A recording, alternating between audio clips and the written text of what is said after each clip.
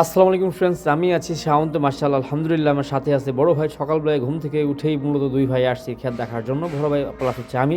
তো ভাই ঘুম থেকে ডাক দিচ্ছে যে চলো যাই ক্ষেতটা দেখে আসি, ক্ষেতের কী অবস্থা, ক্ষেতে কেমন হয়েছে না হয়েছে। তো মাশাআল্লাহ আলহামদুলিল্লাহ ভুট্টার অবস্থা ভালো আছে। ভুট্টা খাতে কখন পানি দিতে হবে, কোন খাতে কী বুনতে হবে, কী বিষয় আসে, তো এটা বড় ভাইয়ের সাথে পরামর্শ করতেছি। তো সকালবেলা যখন ঘুম থেকে যখন উঠছি, ওঠার পরে যে সুন্দর একটা ওয়েদার, তো এই ওয়েদারটা ভালো লাগছে। চারিদিকে কুয়াশা আর কুয়াশা। তো গ্রামের মধ্যে এই জিনিসটাই ভালো লাগে, কুয়াশা চারিদিকে। এই যে আমরা ধনিয়া পাতা বুনছিলাম, এখন ধনিয়া পাতা যখন খাওয়া শেষের এখন পরিপূর্ণ ফুল আসছে, এটা ডাইলা সোয়াস। এটা আমাদের বাড়িতে খাওয়ার জন্যই মূলত চার বোর্ডেই ভুট্টা খেতে চারপাশে দেবো না, দেখা যায় এখান থেকে আমাদের বাড়তি একটা মানে যে আবাদ আসে। তো এই যেটা হলো ক্ষেত, তো এই ক্ষেতটা নেওয়া হয়েছে। তো এই ক্ষেত্রে মানে যে জঙ্গল টঙ্গল পরিষ্কার করা হয়েছে, তো এই ক্ষেত্রে জন্য প্রস্তুতি নিচ্ছি যে ক্ষেত্রে কী বোনা যায়, কী বিষয় আসায়। তো বড় একসাথে কথাবার্তা বলতেছি। যেখানে ট্রাক্টর লাগাইছিলাম, তো আলহামদুলিল্লাহ মাশাআল্লাহ একদম পরিষ্কার হয়ে গেছে। এখন জাবা খড়িগুলো শুকা দিছি। তো এগুলো শুকানোর পরবর্তীতে আমরা আগুন দ্বারা পুড়িয়ে তার পরবর্তী মূলত হাল চাষ দেবো। তো আমাদের এই পাশে একটা জমি আছে, তো এই জমিটা হচ্ছে সারা বছরই পানির নিচে থাকে। তো এই জমিটা মোটামুটি এখন অবস্থা ভালোই, যেহেতু ইরি বোনার জন্যই প্রস্তুতি নিচ্ছি, জঙ্গলটা পরিষ্কার করে রাখছি। তো এটা শেষ করে মূলত আবার আরেকটা জমিতে আসছি, যে কিছুদিন আগে দেখাইছিলাম যে কলা বোনার জন্যই মূলত ক্ষেতটা উপযোগী করছিলাম। তো মাশাআল্লাহ আলহামদুলিল্লাহ যে কলা বোনা হয়েছে।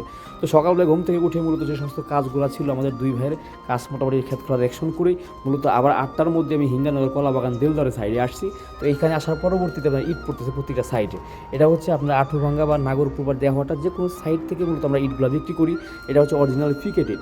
তো পিকেটে যখন আমরা যেটা বাড়ি দিবেন, বাড়ি দেওয়ার পর দেখবেন যে টন টন আছে কিনা, আর ভিতরের অবস্থা কেমন, ভিতরের অবস্থা মোটামুটি ফাঁপা আছে কিনা, ভিতরের কালারটা ঠিক আছে কিনা, বা ইটটা বেশি আপনার বেশি পোড়া কিনা, সব কিছু মোটামুটি আর ইটের মধ্যে ঝামা আছে কিনা। তো এইগুলো মূলত খেয়াল করতেছি, দেখতেছি বা রাষ্ট্রের সাথে কথাবার্তা বলতেছি।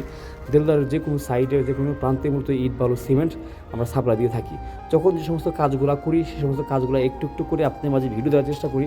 আসলে পরিশ্রম করতে হবে। সকালবেলা ঘুম থেকে উঠে যখন চকে গেছি, ক্ষেত থেকে খোলা গেছি, ক্ষেত খোলা শেষ করে বাসায় এসে ফ্রেশ হয়ে খাওয়া দাওয়া করেই আবার মূলত দোকানে আসছি। দোকানের সাইডগুলো কাভার দিচ্ছি, কোন জায়গায় কোন সিমেন্ট লাগবে, কোন জায়গায় রড লাগবে, কোন জায়গায় ইট দিতে হবে, কোন জায়গায় বালি দিতে হবে। প্রত্যেকটা সাইডে আমরা নিরীক্ষণ করি বা ঘোরাফেরা করি, বা মানুষের সাথে কথাবার্তা বলতে হয়। তো মাশাআল্লাহ আলহামদুলিল্লাহ, কেউ যদি ইট নিতে চান দেলদর বা টাঙ্গাইল সদরে যে কোনো সাইডে ইট বালু সিমেন্ট রড, আমাদের ওই হোয়াটসঅ্যাপ নাম্বারে যোগাযোগ করতে পারেন বা মেসেঞ্জারে লক দিতে পারেন। ইনশাআল্লাহ আমাদের জন্য দোয়া করবেন।